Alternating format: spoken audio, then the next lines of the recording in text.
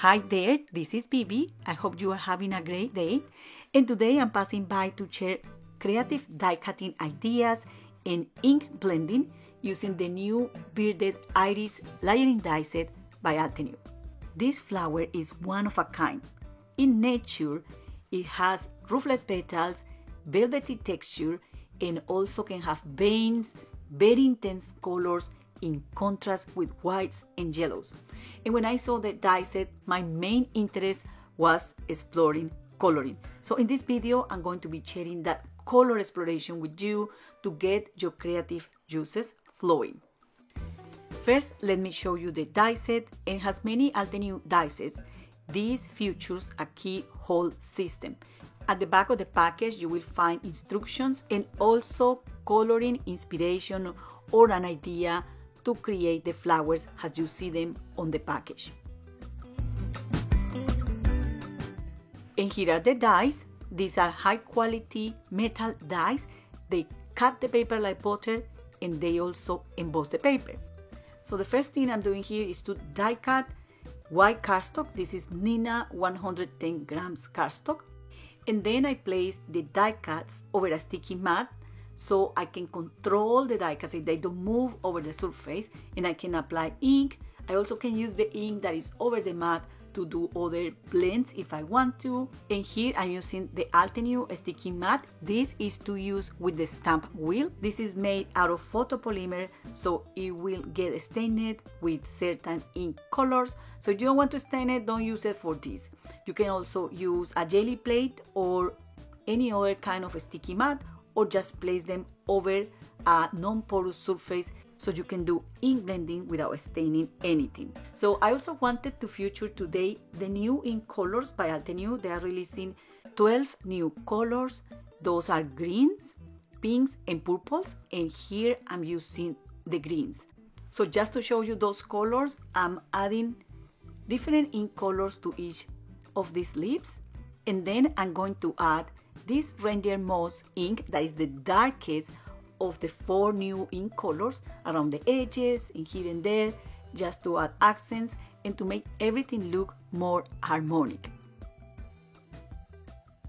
Okay, I'm going to clean my mat and I'm going to place here some pieces so I can show you the new purple colors in this release. So I added a base of soft lilac and lavender fields, and then I'm adding shadows using deep iris and midnight violet.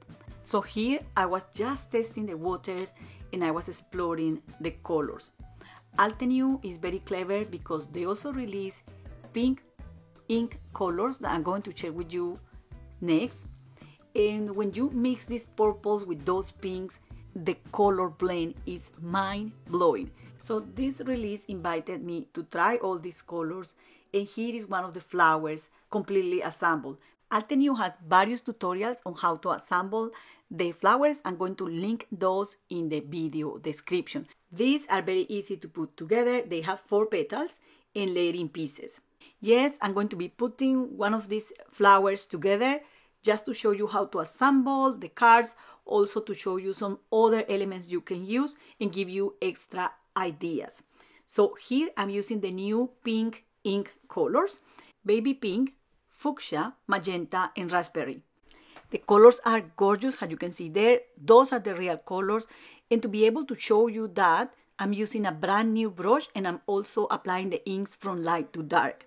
Once the brush is inked, I could clean it with a towel or I can wash it until the fibers are white, but I don't do that very often, only when I need to show you a new light color. So this is very easy. You just apply lighter inks over the whole petal and start applying darker from the edges to the center to get that color degradation. Now I'm going to put this flower together, and this is so fast that I can barely talk while I'm showing you this. But I put all the petals in a line so I know what is the first, the second, the third, and the fourth. You know, they are numbered. And then I start gluing them together. You know, there is no way to do this, but I like to add the stem over the flower and you get a flower like this. And I'm adding voiceover to this video several weeks after I filmed this. And when I see this looks beautiful. I think it's a nice flower. But when I was making it, I feel it was too flat.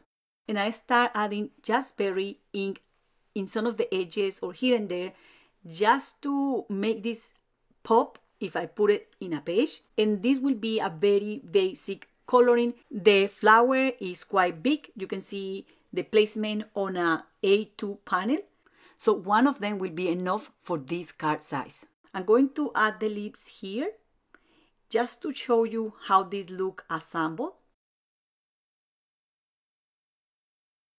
And again, after gluing everything together, I applied a dark green ink color at the edges of the leaves, and I also splattered the paper with white acrylic paint, and that's why you see all those white speckles on the petals of the flowers. So that's the result of the first day trying these dies. These are the first ideas I had, and if you see there, they're quite big. You can make a big frame, maybe a wreath, but you want to put this in a card. Maybe just one will be enough. This is a 5 by 7 inches panel. I want to show you here or provide a visual on how you can place them. The sky's the limit. You can trim part of the flowers and place them in different ways. But I would think that it's a shame because these flowers are so beautiful. You want them complete in a page. Moving forward, I also made a couple of stenciled backgrounds using the new Altenew Relief Paste. These are gorgeous, and I will be sharing a video about them at the end of the month. I hope you can have a look. So my gut feeling when I was making these cards is that the design team is going to use these products, and probably we will make many similar cards. We all think alike. The only thing you might see different is the take on the flowers, how they color, or how they place the stencil. But it's the same materials, which is great because give you a variety of projects, ideas, and techniques that you can apply. So to add to the pool of ideas, I also decided to show you the whole process to get to the final samples I shared with you in the Altenew blog. So I grab a brush, this is a very fine brush, and I start adding color, or this dark ink color, on the indentations or the boss areas of the petals. I then add this dark purple ink over the edges of the petals, and I decided to use a white acrylic marker to resemble the white stripes the petals of these flowers has. I wasn't sure how these flowers will look. The only way to know it is to keep going. So I will invite you to keep going when you are trying something or when you are trying to achieve something. Even if it's not looking good at that stage, it might look okay later on. So the next thing I did was applying ink over the acrylic marker, and the acrylic resists the ink a little bit, and it looks quite beautiful. So that was a winner when I was experimenting with this flower. And then I went ahead, put it together, and I added more ink at the edges or the base of the flower. I also added pumpkin pie ink in the center of the flower, and then I used a brush to try to paint very dark areas in the center of the petals, underneath the petals, trying to create shadows, like if you were painting actually a stamped image. So some people who like more arty things or more things going on in their cards, they could try painting the die cuts using watercolor brushes, Altenew inks, and Altenew acrylic markers. So here I am the next day trying different things. Again, I'm using my Altenew Sticky Matte, white cardstock. This is Neenah Solar Crest, 110 grams. I die cut everything out of that cardstock, and I'm going to be mixing some of the new purple and pink inks to add colors to the petals. I'm going to use the lightest ink in the set first. So I'm going to start with soft lilac in these petals here that doesn't have keyhole or number. And I'm going to apply a little bit also in the petal number 3. Then I'm going to use Deep Iris to apply color to the other petals. This is just a base color because I'm going to go darker and darker as I blend the ink. Now I'm applying Midnight Violet all around the edges of these flowers, and I'm going to apply this dark ink in the center of the petal 3 from the bottom to the top, just to add like a line of color across the petal. Next, I'm going to use pumpkin pie to add color to the bird or these parts here, and also on the white areas on the petals. Off camera, I clean the mat and I put these 4 petals on that mat, and then I apply Jazzberry ink at the bottom edge of the petals.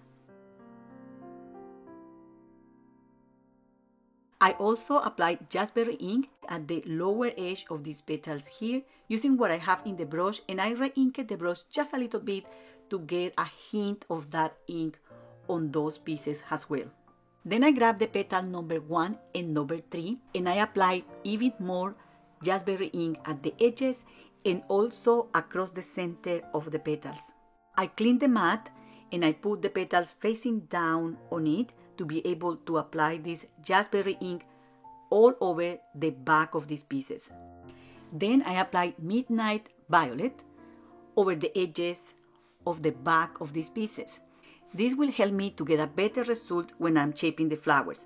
So the next thing I did is grabbing a stylus, and this is a big ball stylus, and I'm passing this at the back of the petals in circular motion. Then I'm going to pass this over the front edges of the petal, and this will give it like a curved shape, and it's very subtle but it's very beautiful. And then using the Altenew tweezers, I'm going to bend some of the edges of the petals.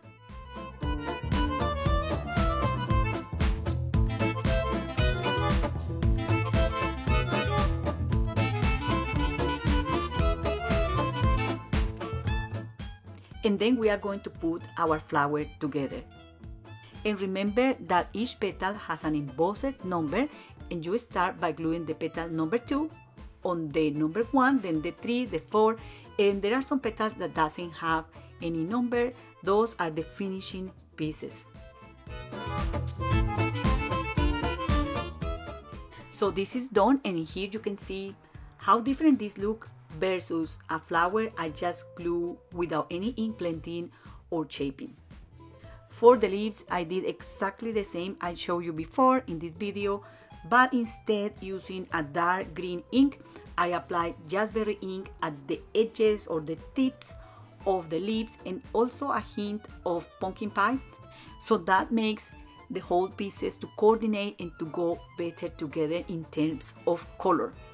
I believe the shape and the ink blending can take this flower to the next level, but the flower is beautiful regardless. So you can do this in many different ways. This is just an idea to get your creative juices flowing, and because this is a hobby, you might enjoy experimenting as I do. So behind the petals, it's important to add dimensionals because the petals has a curved shape and it won't lay flat on the paper. I'm going to stick this over this piece that I die cut using the larger die in Ornate Nested Die Set by Altenew, and I'm going to reserve these pieces for later. Now I want to show you some background experiments that I also did in case you like any of these. The final cards might not reflect all of them, but I just want to show you the different looks and some possibilities. So the first thing I did was grabbing the basket weight press plate, and I used Starlight Altenew ink to transfer this image onto a piece of cardstock.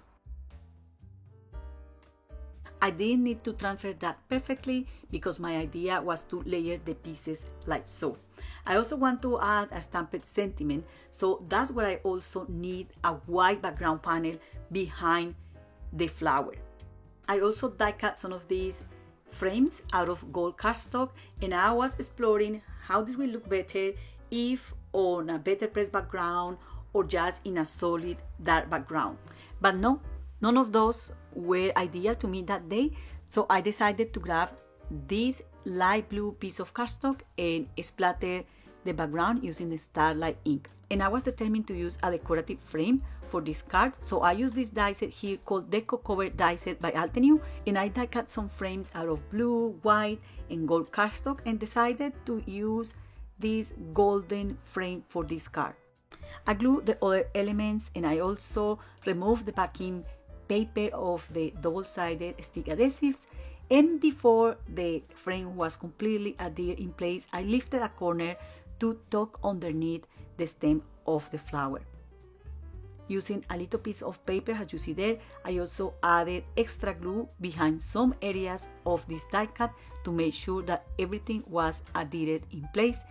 And because the front petal of the flower is loose, I also added a foam pad behind it to secure it in place.